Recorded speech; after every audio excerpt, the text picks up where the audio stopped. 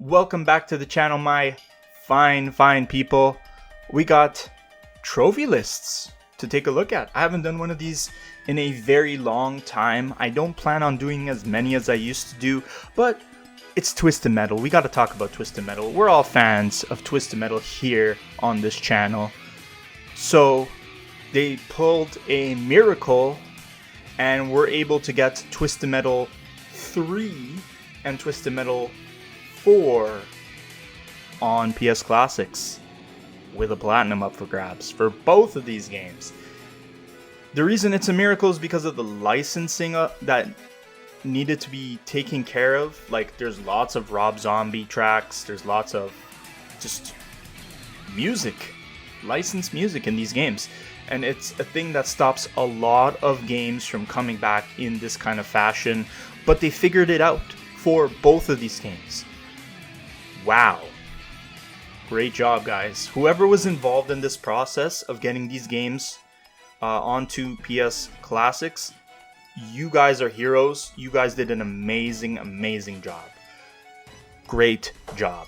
So now we get to enjoy these and we get to collect 2 more platinums for this series to add to our collection of 1 and 2.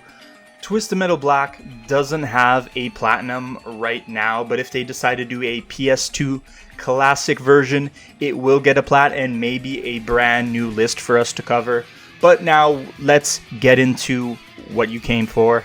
We have Twisted Metal 3's platinum, and I'm glad I kind of waited a little bit to do the review of these trophy lists because I got a lot more information from people who are playing it and finding out what it's about. The other games, you could use the password systems to hop through the levels and get the platinums pretty easy. Like, if you needed to beat the game with a certain character in 1 and in 2, you just go to the very last fight with that character and beat it.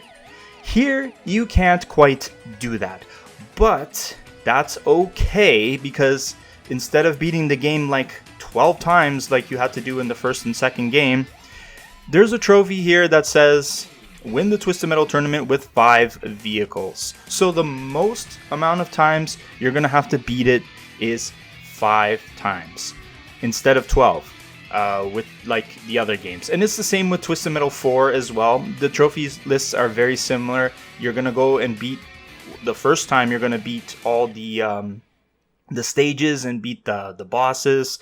Twisted Metal 4 has a lot of bosses. Holy cow. And then you're going to win the Twisted Metal tournament with any 5 cars. So that means you have to do it 5 times. Now, in Twisted Metal 4, you do have to do it with Calypso. And you do have to do it with a created car. So 2 of those slots are predetermined for you. But then you can choose the other 3 that you want to do it with. With Twisted Metal 3, you don't have to worry about that. It's not dictating which characters you have to use. You just use any 5 that you want to, and that's that. You just have to play through the game 5 times. However, I was talking about cheats before and I forgot to mention that the cheats are disabled. The passwords are disabled in this, so you have to do it from the very beginning. Now, both of these games have easy mode, so you don't have to fret there. And I know that in Twisted Metal 3, if you play on easy mode and beat the game, you don't get the end cutscene for the character. That doesn't matter for this trophy list, which is good, because that could be a little annoying. You have to bump it up to a harder difficulty. You do have rewind, thankfully, but still, it's pretty difficult. Once you go up to those other difficulties, it gets pretty tough, and you're gonna just be spamming rewind. That's not fun. That's not really that fun. Especially in Twisted Metal 4, considering how many overpowered bosses this freaking game has. But anyways, these games, they're kind of hit and miss when it comes to the gameplay. But I do think they do have their strong suits and fun parts. Even Twisted Metal 3, which I think is the worst one in the whole series.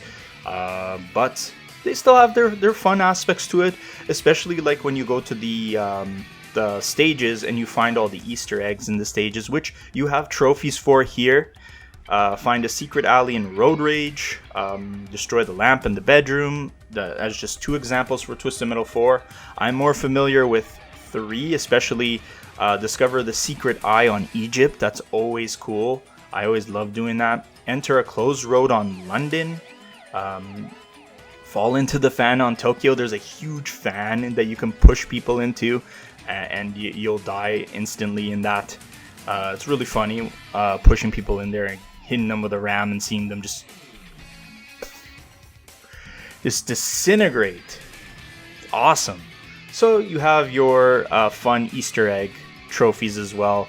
The lists are not very long. They're only 21 trophies and 21 trophies. So, and it doesn't seem like they're very difficult even without the ability to use cheats and passwords, because you can play on easy mode. You can do easy mode 5 times if you want to, and you don't have to complete it with the full list of characters, which won't take too much time. Doing 5, it'll probably, each campaign probably take you, let's say, an hour to an hour and a half. And yeah, these are not the best Twisted Metal games in the series, but they are very fun games to putt around on. Twisted Metal 3's physics are messed to hell. You might get a little frustrated there, but still, you'll be able to find some enjoyment with these games. And along the way, adding new plats to your collection from the Twisted Metal series. Now, we only have, realistically, 2 more games to look forward to. That's Twisted Metal Small Brawl and Twisted Metal Head On. If they ever get PS3 emulation working, maybe they will have that as a platinum that we can play. Probably no online functionality knowing them, but at least we'll get to play the campaign for Twisted Metal 2012. And who knows, they might do like Head On by itself, and they might do Head On Extra Twisted Edition by itself as another platinum, so that could add 2 platinums for that one game experience. We'll see. Time will tell. Maybe they'll do it again like they've done the past 2 times. We'll get Small Brawl and Head On to coincide with like a Season 3 of Twisted Metal. That's probably what they're going to save it for, and that's my guess. Let me know down in the comment section what you guys think about these 2 platinums. I will certainly be getting them, and I will certainly be doing platinum hunter's guides for them at some point. I'm not sure when.